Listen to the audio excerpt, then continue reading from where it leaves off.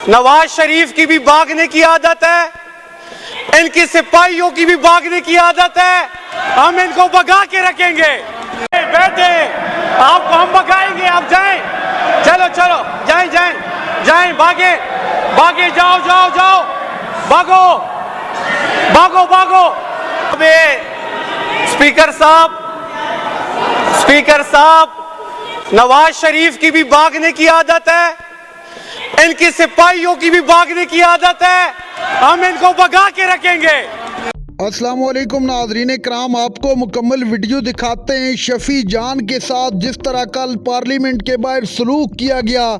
एक पार्लियामेंटेरियन की कमीज़ को जिस तरह पाड़ा गया, पूरी दुनिया उस पर बात कर रही है। शफी जान ने असम्बली पहुंचकर सबको हिला कर रख दिया।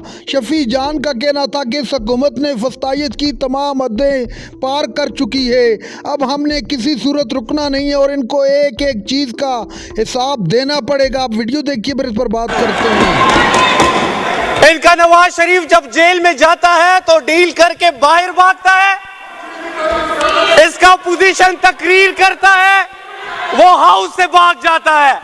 तो भागने की इनकी तारीख है, ये अपनी तारीख को तो दोहराएंगे।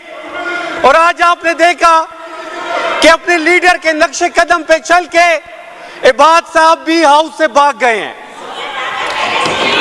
जनाब स्पीकर, ये सदके खैरात में सीट्स वाली भी शोर कर रहे हैं। अब ये क़यामत की निशानी नहीं है कि ये सदके खैरात वाली भी शोर कर रहे हैं। ऑपरेशन होगा और ऑपरेशन होगा। वजीर दिफा उठते हैं तो वो भी ये कहते हैं कि ऑपरेशन होगा। DGISPR भी अपनी प्रेस कॉन्फ्रेंस में कहते हैं कि ऑपरेशन तो हो रहा है। इनका लीडर जो भी कहे, ये माने या ना माने, हम ऑपरेशन करेंगे। ये तो पहले भी हो रहा है, अभी भी होगा। साहब, मैं अपोजिशन लीडर ने उन्होंने जो आज हाउस से अपनी तकरीर की दौरान जो गलत बयानी से काम लिया, झूठ का सहारा लिया, फिगर्स को मैनिपुलेट किया, ये इनकी गलती नहीं है जनाब। ये बेचारे बरती इसलिए गए हैं, इनकी बरती इस शर्त पे हुई है कि आपने इमरान खान के खिलाफ, आपने तहरीक इंसाफ के खिलाफ, आपने सोहेल आफरीदी के खिलाफ इल्जामात की बारिश करनी है। और इनका ये वतीरा रहा है कि इनका लीडर भी भागता है और ये भी राह फरार इख्तियार कर लेते हैं तकरीर के बाद। तो ये अपने वतीरा, अपने लीडर के नक्शे कदम पे चल के वही सारी चीजें हो रही हैं जो आप इस वक्त देख रहे हैं। जनाब स्पीकर, तिरा ऑपरेशन की बात की,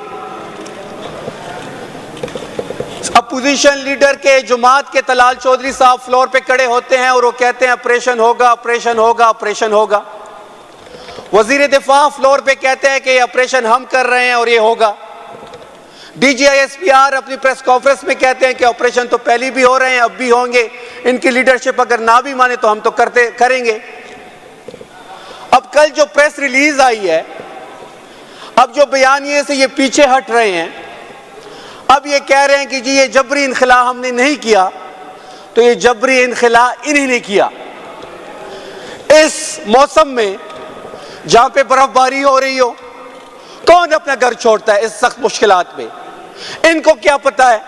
तलाल चौधरी तो पंजाब से बैठ के मेरे फैसले तो नहीं कर सकता, या वजीर दिफा सियालकोट से मेरे फैसले तो नहीं कर सकता। मैंने बर्फबारी में वज़ीर आला के अहकामात पे, मैंने, मीना खान ने, अब्दुल गनी ने रात पे, पूरी रात सड़क पे गुजार के लोगों को रेस्क्यू किया है, लोगों को रेस्क्यू किया है। ये तो फॉर्म 47 वाले हैं, इनका अवाम से क्या लेना देना। जनाब स्पीकर, इन्होंने कहा रीसेटलमेंट की बात की, एंगेजमेंट की बात की। जुलाई 2022 में प्राइम मिनिस्टर शहबाज शरीफ प्राइम मिनिस्टर थे, उन्होंने सिक्योरिटी मीटिंग को हेड किया। पीपल्स पार्टी उस कैबिनेट का हिस्सा थी और उन्होंने यह फैसला किया कि ये इन लोगों को, और उन्होंने फैसला किया कि इन लोगों को रीसेटल किया जाए। स्पीकर साहब, रीसेटल शहबाज शरीफ के साइन से हुए हैं। जो ये रीसेटलमेंट की बात कर रहे हैं, जुलाई 2022 में इमरान खान की हुकूमत नहीं थी, जुलाई 2022 में इनकी हुकूमत थी। और ये जब भी आए हैं, ये जब भी आए हैं, इन्होंने हमेशा पख्तून दुश्मन पॉलिसी साथ लेके आए हैं।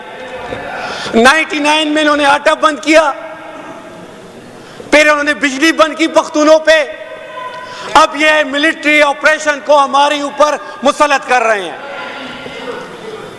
ऑपरेशन इन्हीं लोगों के कहने पे मुसल्लत हुआ, अब ये अपने बयानिए से भाग रहे हैं, हम इनको भागने नहीं देंगे। जनाब स्पीकर, इस तरह शफी जान साहब एक मिनट क्या कह रही हैं?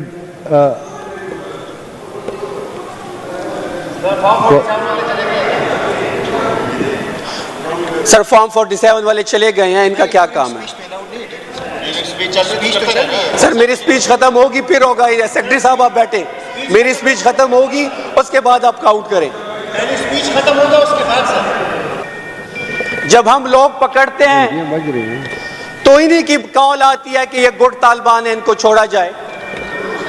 तो गुड और बैड का कंसेप्ट भी ये लेके आए हैं, दहशतगर्दी भी ये लेके आए हैं, गुड और बैड तालिबान का कॉन्सेप्ट भी इनकी लीडरशिप लेके आई है। तो ये किस मुंह से ऑपरेशन की और तालिबान की बात करते हैं और पुख्तूनों की बात करते हैं? जनाब स्पीकर, इन्होंने कहा कि हमें 800 अरब रुपए मिले हैं। मैं ऑन द फ्लोर कह रहा हूं, यह साबित करे कि हमें सीटीटी के मद में 800 अरब रुपए मिले हों। इन्होंने हमें 1% एनएफसी के शेयर में जो मिलता है वो दहशतगर्दी से जो हमारा इंफ्रास्ट्रक्चर डैमेज होता है उसके लिए मिलता है। सीटीडी के लिए मेरी हुकूमत ने पहली कैबिनेट में 31 अरब का पैकेज मंजूर किया है जनाब स्पीकर, जिसमें 17 अरब सीटीडी को मिलेंगे, 14 अरब स्पेशल ब्रांच को मिलेंगे। इन्होंने कहा कि जी हमने कबाइलिज्म अजला के लिए फंड्स दिए हैं। इन्होंने हमसे वादा किया कि जब ये अजला जम हो जाएंगे, फाटा के अजला।